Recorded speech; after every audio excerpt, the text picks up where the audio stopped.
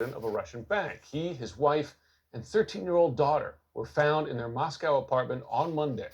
Russian police released this 4-second clip of the crime scene. On Tuesday, then, Russian oil executive Sergei Protosenya was found outside his home near Barcelona in Spain. His wife and daughter found inside dead as well. What's happening here? Here to weigh in on these mysteries, author of All the Kremlin's Men, Mikhail Zygar. Mikhail, good to have you on tonight. You Hello. have interviewed various people in Putin's inner circle through the years.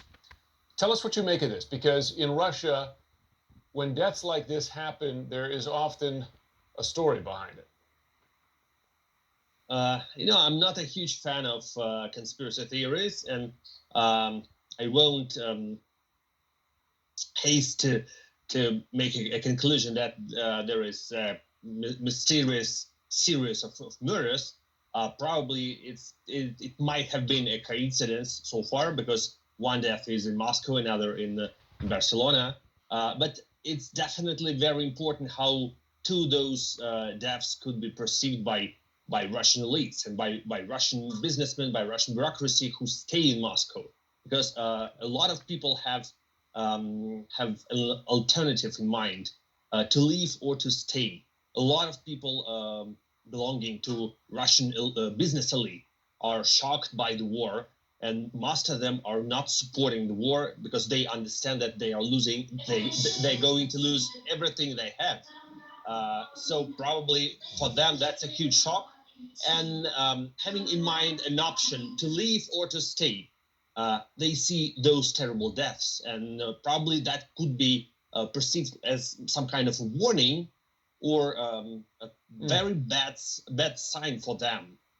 So many people So you're in saying Moscow, I'm sure, are afraid of those deaths.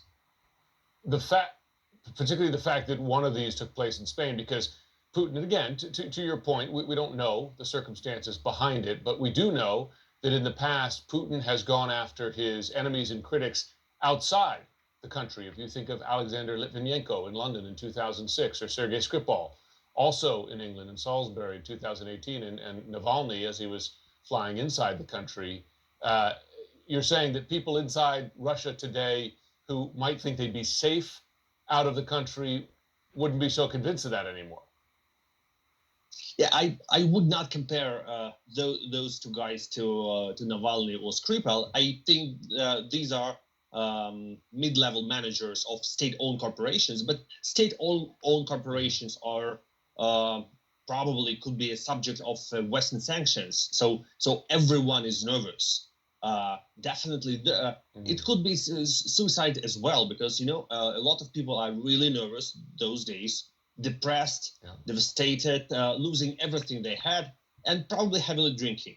But that's a very bad sign of a moral shape of Russian business elite, I would say. You have written about what you phrased as a collective Putin. Tens, perhaps hundreds of people trying to figure out what decisions Putin needs to make. Explain what that is, how that works. Oh yeah, that's very funny, and it still works. Unfortunately, it still works. That's a system created by Putin, when every single part of the huge army of Russian bureaucrats is trying to guess what their bosses want them to do or want them to say. They don't have to make concrete orders. They just have the bosses have to hint, or Putin himself. He might say, "Do what you have to do," and all of the bureaucrats would try to guess and try to understand. And we saw a perfect example of how that collective Putin works during the infamous Security Council that happened 2 days before the beginning of the war, when all the members of Putin's inner circle were trembling and shaking, trying to guess what he wants them to say. Yeah. Well, and we could see the consequences of that form of decision-making in Russia's troubles here during the invasion of Ukraine. Mikhail Zygar, thanks so much. Thank you.